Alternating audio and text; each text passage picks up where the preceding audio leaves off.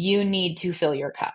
You need to rest. How are you taking care of yourself so that you have something left to take care of the other people? Hi, I'm Cheryl Medeiros. And I'm Colleen Hungerford, and this is We're Doing This Right, right? Podcast for the whole woman, mind, body, soul, and business. It's humor infused, as real as it gets, inspiring, and you'll walk away with real usable tools for life and business. If you love what you're hearing, please share with a friend, subscribe so you'll never miss an episode, and rate and review whenever you listen. So find your earbuds, lace up your walking shoes, or cozy up with a beverage of your choice. It's time to dig in. Hello. Hello. How are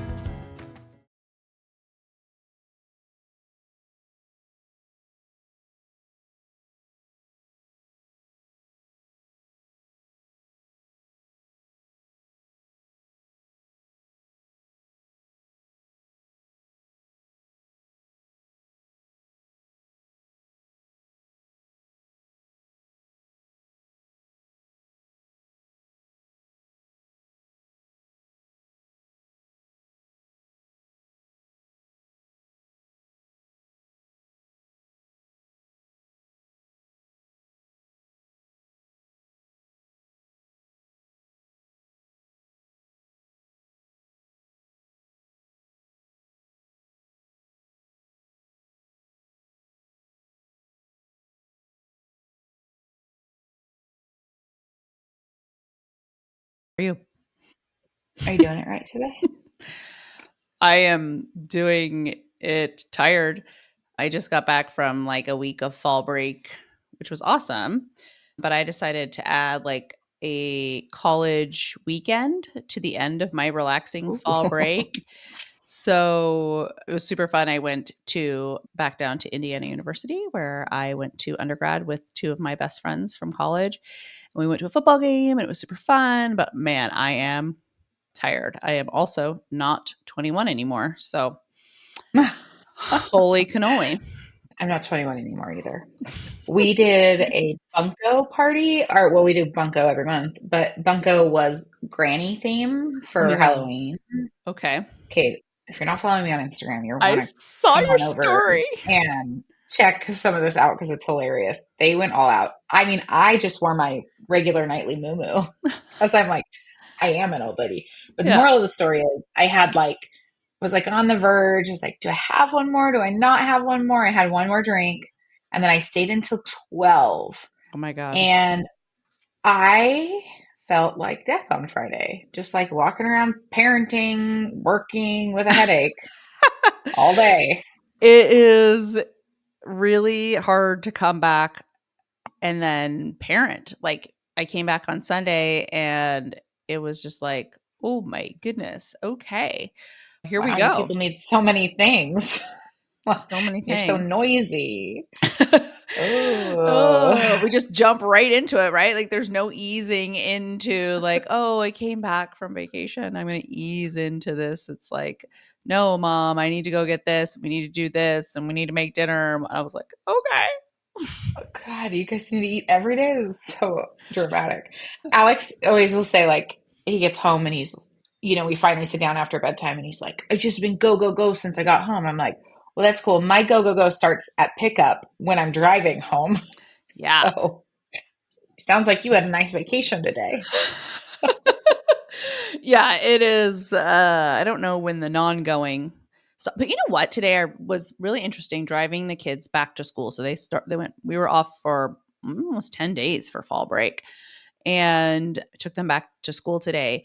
And Vivian is now old enough and big enough to sit in the front seat. And so then I had Vivian in the front seat and then Everett and Jackson right behind me. And there was something about today, and they got up well and got dressed easily and whatever. And we were on time. So it was just kind of like an easier morning. But there was something about today where I was like, oh my God, they're not little kids anymore. Like it felt a little bit easier. Jackson's still 6, but like it was just a really interesting feeling where they were just all of a sudden like bigger kids getting out of the car today. And I was like, whoa, this is some kind of shift happened over this break. It Yeah. was very interesting.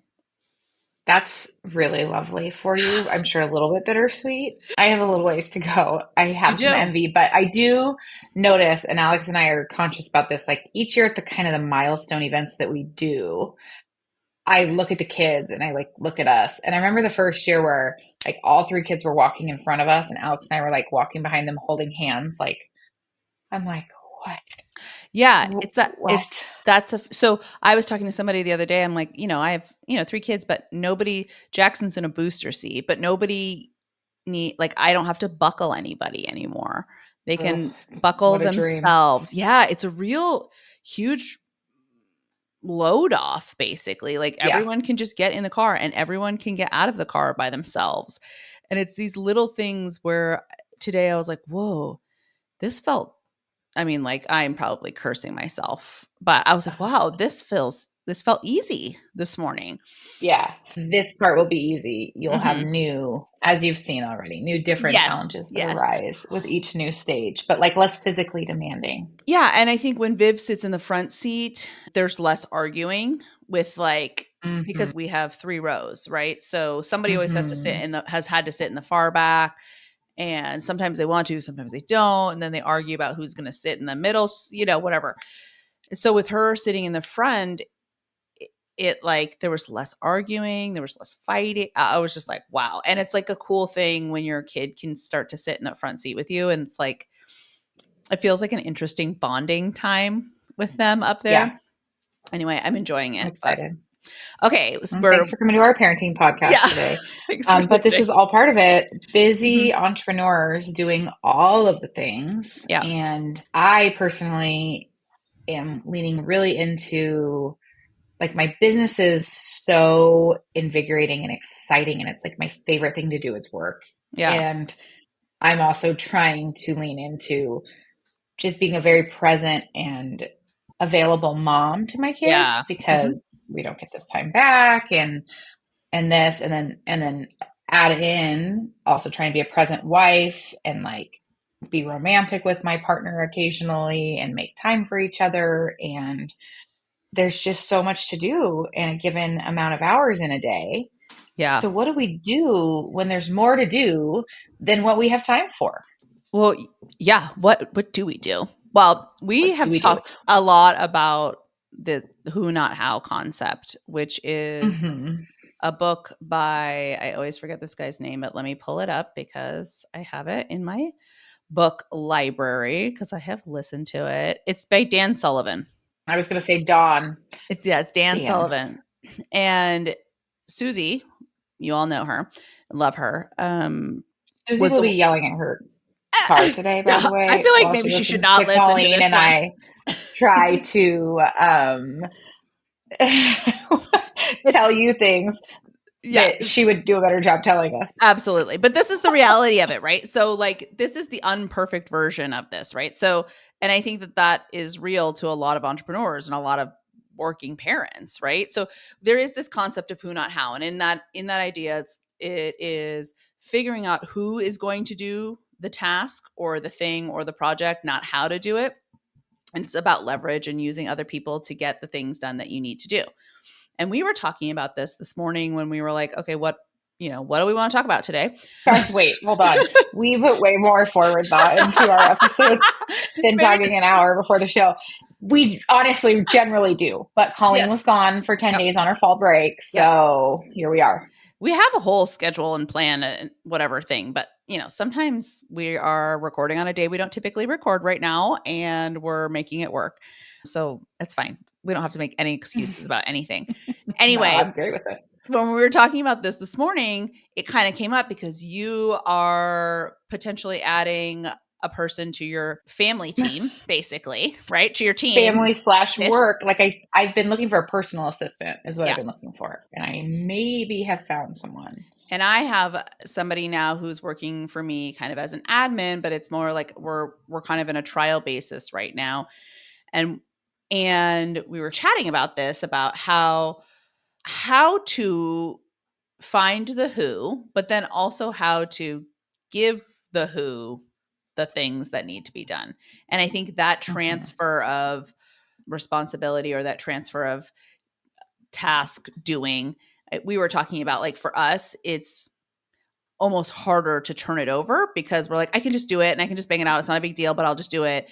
Some of that I think might be control. I'm not sure. So, but I think some of that is there is effort, and I'm working with Susie as she's my process coach, right? And we're putting a lot of systems and processes in that have actually been amazing, but there is a heavy lift on the front end of that to be able to then turn that over to somebody else. So I think the conversation we want to have today is like, when you're adding to your team or when you're adding some sort of assistant or admin or somebody who's going to be assisting you, like, what is the reality of that? And what does that really look like? There's an ideal scene of what it should look like, but then when you're in the mix of it, what does that look like and feel like? Well, it's not only just like admin. I'm over this last few months have been partnering with a Yes. new agent Yeah. here, and there's the learning curve there of like, Mm-hmm. what are my strengths? What are your strengths? What should I be handling? What should you be handling? And there's this, one of my favorite sayings is you have to slow down to speed up. Yeah. It's a saying that resonates so much with me, and still it's so hard to do because I'm just busy running. I've got to go. Right. Like, this has to get done. This has to get done. But you have to stop and make the time to work on your business so that you can actually scale. Because if you don't, then you're just going to be constantly spinning your wheels, chasing your tail, never caught up, and you won't have the capacity then to then hand it off. You have to slow down so that you can then hand things off to free up your time to do the higher money making activities. Yeah. And not only the higher money making activities, but the things that bring your life value. So like I talked about, it's not, I don't just want to make money. Right. I want to do that, but that's not the only thing I want to do. I want to be at my kids' pumpkin patch field trip. Right. I want to be able to pick my kids up at 2:45 most if you days, want to. if I want to, and not let that feel like I'm spinning out of control because there's things that need to be done. Yeah. So this is like finding the way to hand things off is going to give you freedom, which is, I think, why entrepreneurs get into the business. Yeah. Is that why you got into the business? Yeah. Yes. Freedom. I wanted to be able to control my time. And I wanted to be able to not have anybody tell me what to do. But that isn't really how entrepreneurship really is, because usually when you're an entrepreneur, the person, quote unquote, telling you what to do is usually like your client. But I didn't want somebody to tell me how to do my business. And I also wanted the freedom and the ability to do the business the way I wanted to do it and not under somebody else's, I don't want to say rules, but under somebody else's their plan. You wanted to follow your plan, not theirs. theirs. Yeah, that I wasn't aligned with, basically. Mm-hmm. Well, and let's talk about real quick when I left the insurance world, and I knew I wanted to go out on my own and do real estate, but it was scary. Yeah. And so I entertained local jobs that were available, and I started looking through what was there, and what I just felt so deep in my soul was like, nope. Yeah. I can't work for someone else again. I just can't. Like, I am the CEO of my family and my home, and I need to be the CEO of my life. And that means working for me. And I've seen in my life and in adults in my life growing up and into my adulthood, people who have an entrepreneurial spirit, but they work for somebody else. So they've worked so hard to build somebody else's business. And I wanted to work that hard to build my business, to work for me. And I think what's happening for me now is it's continuing to grow, or I'm expanding. I have an agent now on my team. And one of the things I observed in my previous team and other agents around is my philosophy really was the team lead. If you have a really successful team, your team lead shouldn't necessarily be the one producing the most volume. They should be the person supporting the team in a way and establishing the team and creating the systems and processes and mentoring and encouraging. Having the vision of what to build. And I'm starting to get into it was very interesting now. My agent, Nicole, who is new, has a bunch of clients. And in this moment right now, like, I don't have any clients actively looking. And there was a moment where I was like, oh my God, I kind of feel like I'm a failure, or I feel like I should be having all of these clients to show her what to do. And Susie was the one, and somebody else I think said this to me too. It's like, no, Colleen, this is actually what you wanted. This was what you wanted. You wanted her to have clients, and I can mentor her and I can help her. And she can be out doing the showings and she can be doing those things. But I'm there to, like I was on vacation all week. She wrote her first contract, and we're still waiting to hear back. So everybody cross your fingers. But I was like at the football game on the phone with her, walking her through how to write the purchase agreement. We'd gone through it once before, but this was real life now. Right. But for me, again, and I'll always say this, I loved that, right? Because there I was. Right. I could be down in Bloomington. I could be at the football game. I could take a few minutes to walk out, help her through it, and then continue to be there, right? Right. And so Susie has really helped me come up with systems, because I could also say to Nicole, okay, go to our buyer's playbook, pull up the email draft template that we're going to send to the listing agent. So it's blah, blah, blah, blah, all this stuff, right? Susie's going to be so proud of me. But having some of those systems in place has been really helpful. But it is that thing of like, how do I teach what I know how to do inherently, and how do I turn over some of those things? And I think I'm at a point, even with this admin, we were talking about this, like, I need more setup.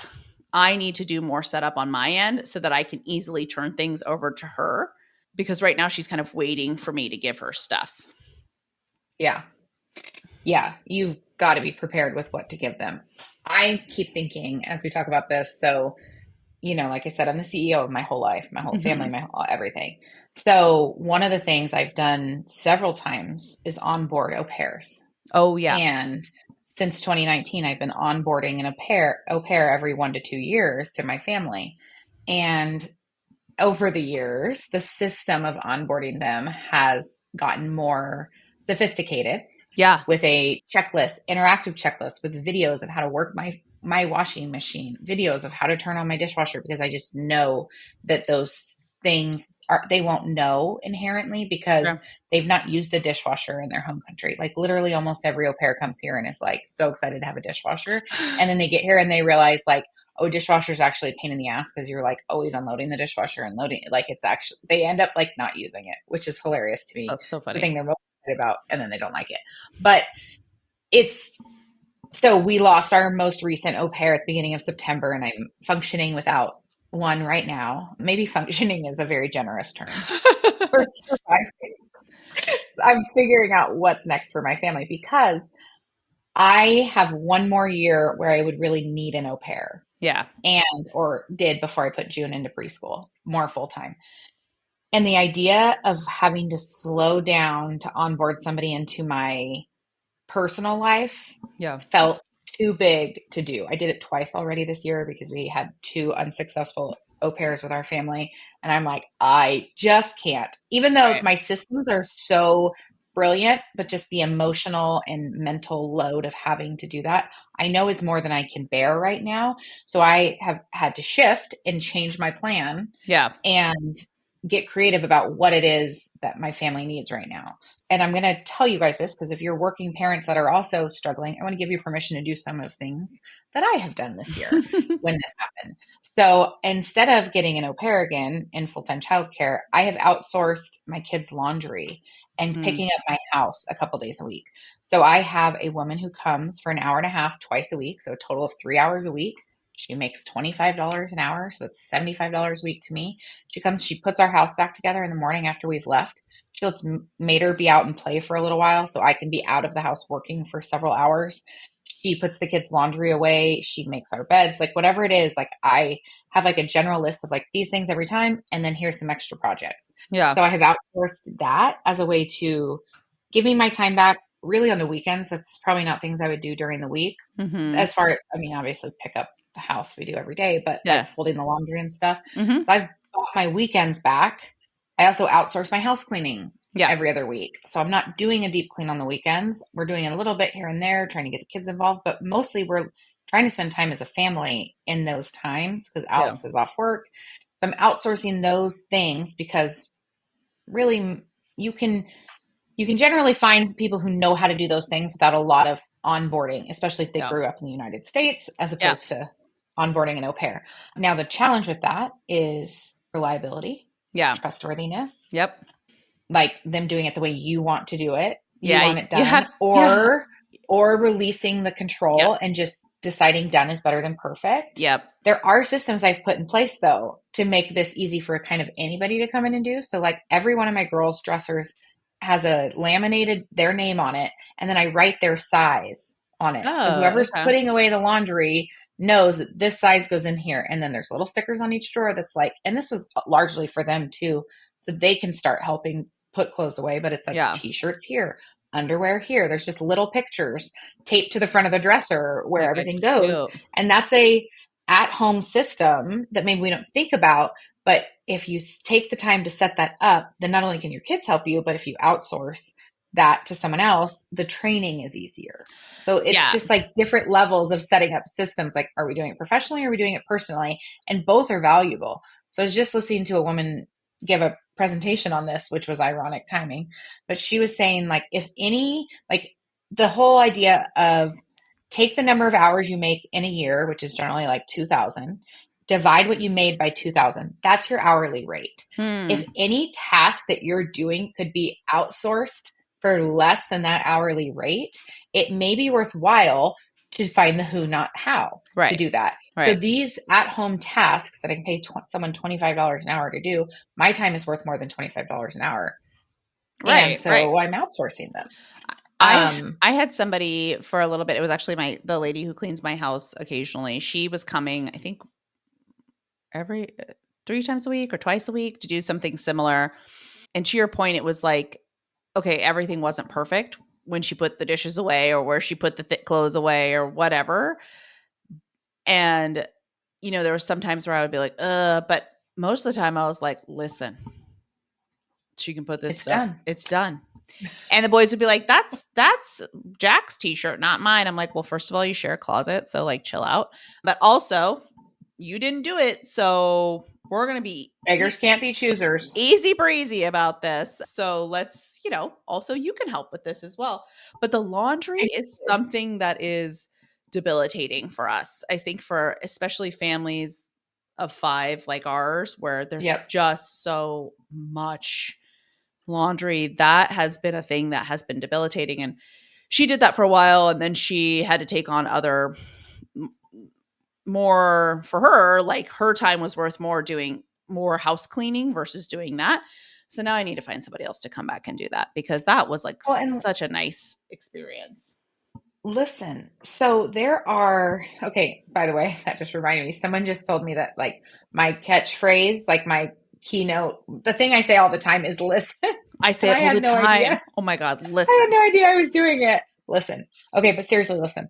There are moms out there, or parents, not just moms, but there are parents out there whose kids go to school for 5 or 6 hours a day that would like to make a little bit of money, that probably could swing by and do that stuff for you a couple hours a week and still have their time freedom and be able to contribute in a way, or be able to like put some of their own money away somewhere for whatever reason. Like, I think women need to lean on women and help everybody rise. Rising tides lifts all ships. Listen, if there's somebody in Indianapolis area who wants to do that for me or knows somebody who does, please send them my way. I need that person again. Truly, just advertise in the mom groups about what it is you're looking for and put your dream out there. So when I put my personal assistant thing out there, I posted it on my Facebook, and I remember you calling and saying like, oh, great job. And a couple other people called me and they're like, I'm so glad you did that. I mean, it wasn't successful. That's not how I found someone. But you put it out into the universe. I put it out into the universe. And the other thing is, and just the way I'm doing this now, like you and I don't want to gatekeep, like if I have this idea, probably other women have this need and need this idea too. And like, let me help make the wheels turn and help you figure out what it is you need in your life, and also give you the permission to look for the help. We all, like everybody you have permission to look for help if you need help. Please Well, take this as my golden ticket to go out and find what you're looking for. I think one of the What you need help interesting, with, probably different than us, but yeah, I think one of the interesting things that you talked about too is like finding the help can mean finding the help at home so that you can focus more of your time on your business, or it can be finding help in your business to focus more on what you're doing at home, or a combination of both. And I think one of the things that women entrepreneurs or women executives or like high achieving women, and our audience is women, so I'm sure there's men that this applies to also, but they're not listening, so who cares, is it's hard. Like there is part of me that is almost like, well, if I have somebody doing this and I have somebody doing this, then what am I doing? And there is a weird feeling for somebody who's had to always work as hard as possible or grind or get or do or whatever. We talk about hustle culture or whatever those things are, right? Like sometimes for me, the just sitting down and doing nothing, or it feels uncomfortable, right? Like I should be doing something. I should be working on something else. And I think that's more of like a emotional experience that I need to figure out, right? Like it's a conditioned response that this is the way your life has always been, so you mhm. think this is the way it always has to be. It's conditioned. Correct. It's And it's learned. modeled, It can right? be Like unlearned. you see Yep. this is what has been modeled for me particularly, but for a lot of other people, right? If you're not go, go, go, you're not working hard enough. But I saw something recently that's like the most successful people make time to exercise, they make time for their family, they go on vacation, and they do these, like 4 things or something like that. But because they do those things, I don't know, chicken and the egg. It's either because they do those things, they are more successful, or they're successful so they can afford to do those things. I'm not sure, but I think there's a balance there. Well, you and I have had the conversation before about rest Yep. and how, like, it's foreign to us to do this, Yeah. but when we do it, our brain finally has a minute to have amazing ideas and Yes. get so creative, and it's so powerful. So I do think, and there's so many there's professions where like their job really is to just sit around and think. That is so fascinating to me. Yes. Yes, it is. And then That also, is so fascinating. or just like to come up, like, and this was part of that, like, oh, I don't have, I should have all the clients, you know what I mean? Instead of Nicole she shouldn't be bringing the clients. I should be bringing the clients, which I've had a billion clients. So it's not like I'm not going to get, when I have clients. So it's just, there's nothing active. That's not true. It's also just my own weird perception, right? The Right. reality is Yeah. I have clients, I have active transactions, I have things going on. But it was that moment where I was like, well, I didn't feel like I had something right now, but she did. But like also, that's okay because the business is Right. still running and the business is still going. And I think that takes a bit to get used to your point, when that's what we're told, or that's what we've seen we're Hmm. supposed to do. But yeah, this idea of like rest. And then I had a moment the other day where I took a shower. It was a Cheryl moment, right? And I came out of the shower and I was like, oh, David. I was like, I took a shower, so I've got all these ideas now. And he was like, oh my God, relax, lady. What's your problem? But Yeah. I think that part of this conversation is, and why I wanted to have this conversation as well, was I want people to know, like, yes, there is this who, not how. And yes, we really like this idea of outsourcing. But I also want people to understand that sometimes that is hard, right? Like to say, like, oh, we'll just find somebody to do it sounds really easy and sounds really simple. And I just think that can feel frustrating sometimes when you're like, well, okay, yeah, let me just find somebody to do it. And then one, it's hard to find somebody, or hard to find the right person, or hard to turn it over.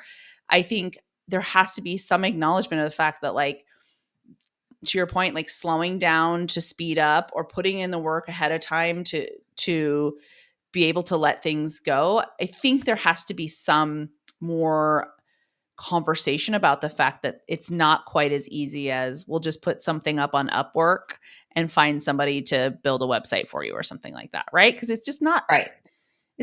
always that easy. And I think it No. diminishes Okay. it. Yeah.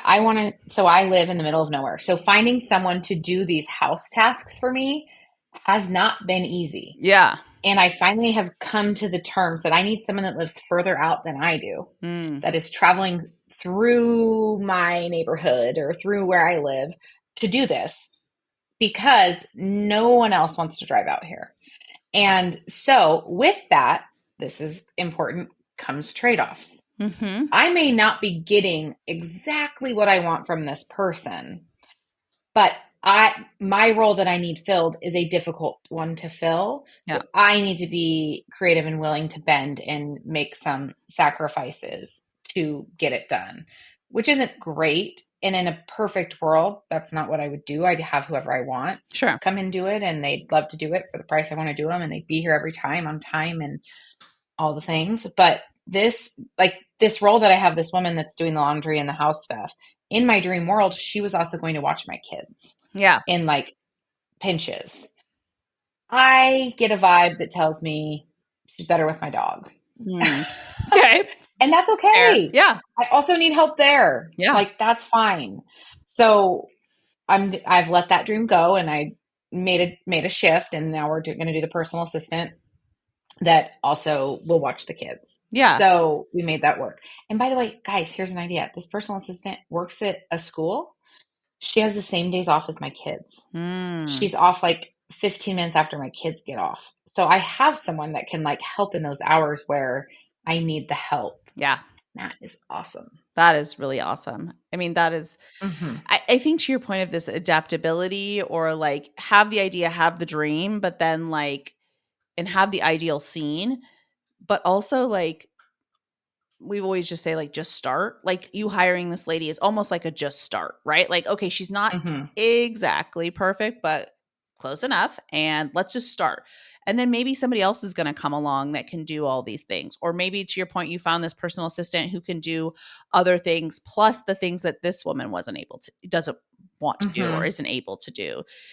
I was talking Right. to Vivian this week a lot about adaptability. And I think this is something kids have a hard time with, right? Like we were out and we were having pizza, and she was hungry, but she threw an absolute fit at the pizza place because the way this pizza was made, it had a lot of sauce on it. And when Sounds great, Viv. she picked up her pizza, everything slid off. And Mm. she was tired, she was hungry, whatever. And so she just freaked out. And it was not great. We got through it fine. But I talked to her later that weekend, and we were talking about like, like things aren't going to always go the way exactly we want them to. So we have to learn to adapt to these situations. And for her, I used like a horseback riding analogy. I was like, when you're riding your horse, when you're riding Duchess, like sometimes Duchess gets a little bit stubborn and doesn't do exactly what you want her to do. So what do you have to do as a writer? You have to adapt to that, right? You have to adapt to that situation to get her to do the things that you want her to do, but you have to make some changes. You can't always just follow this really stringent path. And I think that adaptability is something you learn, but it's also something that can be taught. And parents, please teach this to your kids early on, because it's tough to learn later on in life. But I think that's what happens. We talk so much about the pivot, or we talk about adaptability, or we talk about, being willing to make change. And I think that is part of this hiring process too. That's part of this. You can have your systems and processes and you can have everything lined up, but there is a little adaptability that has to happen here. There is, when you're hiring, you have to find a person who can do these things, but maybe you have to adapt the processes so that person can understand them a little bit more or works better for them. So I think there has to be a balance between these really clear and precise processes, but then also understanding that some of those are going to evolve and change and shift depending on who the person is that's doing them. And I want to circle back to Rachel Weiner and the Clifton Strengths. Yeah. Building a wonderful, strong team is one where you learn each other's strengths and then you pivot and hand out things based on those strengths. Alex's company was just having this issue the other day with they have a strong advisor, but he's not great on the computer. And so he's really struggling, and it's so slow for him to do his task that he's supposed to do. Like checking in a customer takes the average advisor, I think, 8 minutes, and he was taking 20 minutes to check in a customer. So like that 12-minute issue is big. So they had to adapt, like we talked about, like that's not his strength. The computer's not his strength. So they adapted. Someone's printing him out all his shit now, and he's taking his notes there, and like they're letting someone else who's fast at that part take that computer part for him, and they're letting him do what he does great, which is work with the customers and sell the repairs and all the things. So it's like, you know, the plan we have won't always look the way we think it's going to look, but you just like the goal, look at the goal. Like, what is our goal? Our goal is to get this many customers through the door in a day, or sell this much in a year, or whatever it might be. So it might look different, but keep your eye on the goal and be adaptable with the change. So you have been teaching Viv about adaptability, and I've been teaching my girls about resilience. That's been our conversation over the last week, is resilience, because everyone update Emmy and I and Alex are going to therapy every week now. Okay. And we are what she's doing in therapy, because she's only 5, she's little. We're drawing, we have a feelings chart, and she's creating her own feelings chart. So she'll go through and find a feeling that she wants to do based on like, oh, she's felt that before. Or sometimes she's like, this one had a really long, because then she writes the name of the feeling under the face that she's drawn.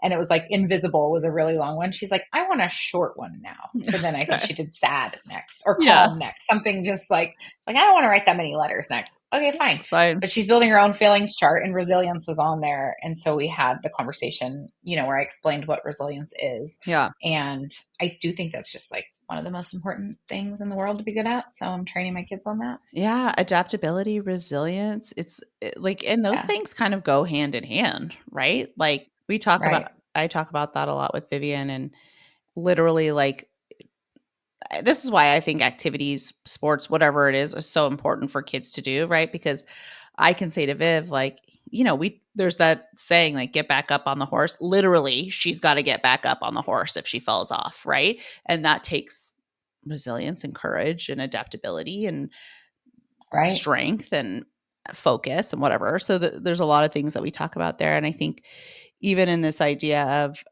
when you're growing your business and when you're expanding, it takes resilience, it takes adaptability, it takes the willingness to put in this extra time. Like I'm working with Susie, like I have said now a billion times, but like my homework list is so long of all these things that I have to do. And I'm just like, shit, like I'm not selling if I'm doing this stuff, but this is the stuff that's going to get me to the point where I am not selling, which is actually the goal. Right. But I still have to sell in the meantime, because that's how I make money. Right. But it's just, and I think there's some, that's kind of a tricky thing to balance when you are in this earlier stage of your business is the setup and the actual doingness of your business.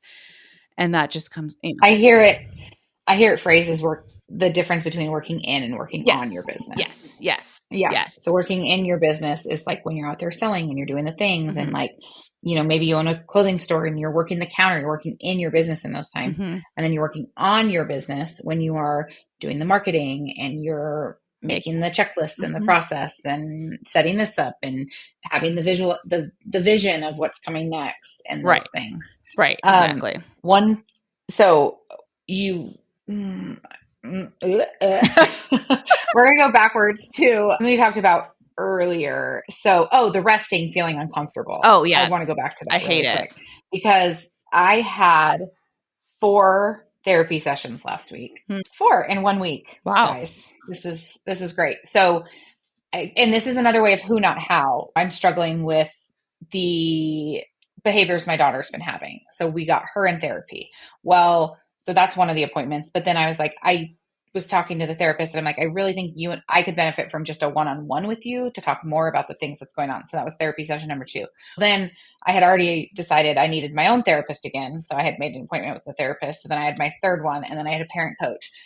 That is a free resource in San Luis Obispo County. I'll share information about that. I Oh, yeah. think it's amazing that SLO has like parent coaches available for just, I did an hour-long session with this guy at no cost, and I can do another one and another one and another one. Wow. Really great resource. And we talked through specific behaviors and all the things. But the recurring theme from the 3 therapy sessions that were just for me was, you need to fill your cup. You need to rest. How are you taking care of yourself so that you have something left to take care of the other people? So in that, where rest feels so uncomfortable to us, Yeah. I've gotten my body and mind to a place where literally anybody who looks at me is like, what are you doing to rest? You're doing too much. So I having to get creative again and like look for the personal assistant, look for the ways to outsource some items that I don't have to do, not so I can go make more money or do work on my business. I actually need to make time so that I can just fill my cup and rest and be there for myself. Yeah. And I'm sure my audience has been in the same boat. Yes. Well, and as you're saying that, I'm like, okay, I think of resting, like when I think of resting, it's like, oh, you're just like laying down, or, oh, you're sitting, like on a beach, not doing. But when you're saying this, I'm like, okay, here, the things that I like to do is I like to play tennis, or I like to go to my trainer. Like those are built in brain rest. Things you're doing for you. Yeah. Brain rest time, Filling your non-working. cup. Yeah. Non-working time. So I think that's an easy way to understand, like to kind of think about it that way, is like maybe sitting but also, you know what I'm gonna tell you, the older I'm getting, I like to just sit outside on my deck and literally just stare just look. It's something that I just started doing where I'm like, I'm just gonna go sit outside, and I might be listening to a book or I might be on my phone, but sometimes I'm just sitting out there like staring off into space, which is just like so August funny. called me out the other day. She's like, what are you looking at? I'm like, actually nothing. I am just staring blankly into space right now. I am just so fucking tired. Which is so funny because last year I went to that luxury women, it was women thing in 30A, and women in real estate, it was Women of Compass. And my friend Bhavna went with me at the time, and we were up on this like beautiful rooftop restaurant bar, and she was just like staring out into space. And I was like, are you going to talk to me? Like, what are you doing? And she was like, can't you just let me live? I'm just staring off into space. And I was like, no, we have to talk. We're talking. We're here. We should be talking together. Welcome to the other side, Colleen. I know. Now I'm staring off into space. I know. Yesterday afternoon, we got home from like everything we needed to do for the week around like 5. And dinner was like I got rotisserie chicken, so it was a pretty easy dinner to make. And so we ended up with like some free time outside after dinner. The kids had taken their bath in the morning, and it was just like the kids learning to ride their bikes together, and Alex and I like getting a chance to hug and chat and just let everybody kind of just be home, doing whatever it is they wanted to do. And I said to him, I need more of this. We need more of this. Yeah. And he said, well, truth bomb, Cheryl, you're going to have to stop scheduling things every evening. And I was like, oh. Well, that feels pointed. It is pointed. I control the social calendar. I control the whole calendar. Yeah. Like I'm the one doing this to ourselves. And next weekend, we're looking at the calendar and there's this haunted house, the Elks Lodge, and Emmy really wants to go to it. But we already have something on Friday and we have a bunch of things on Saturday and it's not on Sunday. And I'm like, well, we could swing by after this. And he's like, you're doing it. You're doing it again. You're going to overbook us. Yeah. I'm like, oh, it's so hard. It's so hard. And we were talking about this earlier today. Like, I schedule myself, I have to block off my schedule. Remember, I was like, oh, these people keep making appointments with me, and I'm not giving myself enough buffer in between meetings or like appointments or different, like I have my calendar so you can schedule a 30-minute call with me or a consultation. And it's what I'm realizing now. And this is, again, just this is like, as you get into your business, you adapt and you change and trial and error. But I'm too available for these meetings, right? Like it's too easy for somebody to book a meeting, and I haven't blocked off that time to say, like, this is my meeting times only. Like I only take these meetings between 10 and noon or whatever. So somebody booked a call with me during this time that you and I had set off. And I was just like, oh God, now I got to adjust this and I got to move that. But I schedule myself so tightly that I cause more stress for myself than I need to, right? Like, and then it's almost causing more work for me and other people, right? Because if they're planning these meetings and then I have to reschedule them, that's a pain in the ass for everybody. So I think there's so much to that, like working through it, but also like, man, I started putting buffer times on certain things that I do every week. Like I have buffer time after my workout so that if I end my workout at 10, I'm not having to go to a meeting at 10:05, like, so buffer work time there, or like before and after tennis, I put buffer time so people can't schedule, or that I don't schedule things myself. That's really what it is. But I think that is part of this when you're starting or when you're building, like you try to make yourself as available as possible or do as much and as then now we possible. adapt and change to where we are now in our current needs. Yeah. It's hard. Easier said than done, folks, but join us in this effort to take control of our lives as an entrepreneur, because holy smokes. Yeah, I guess the main thing, and I said it already once, but I want to say it again, is like we really advocate for having systems and having processes and delegating, but I don't want to say that with so much just flippancy that you're just like, oh yes, it's very easy. Like I want people to hear like that is the ideal scene and that's what we should be working towards, but it is hard.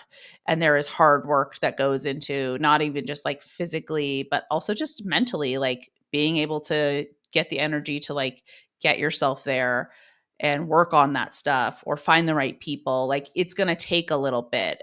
I just want people to hear that and know that like when we're up here, like, oh, just find somebody else to do it. Who, not how, blah, blah, blah. Like, we get it also.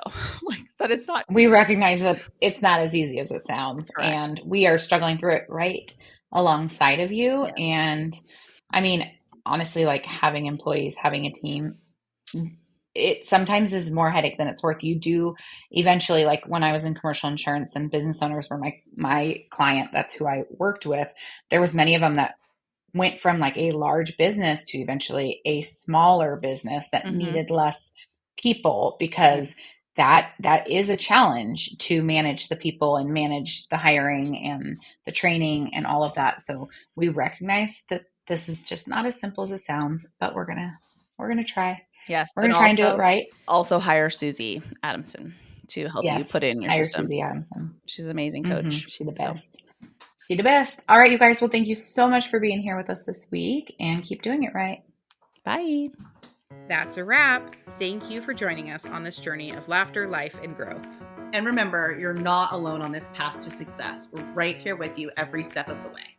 Please remember to hit that subscribe button so you never miss an episode. And if you found value in today's conversation, we'd be thrilled if you would leave us a review on your favorite platform.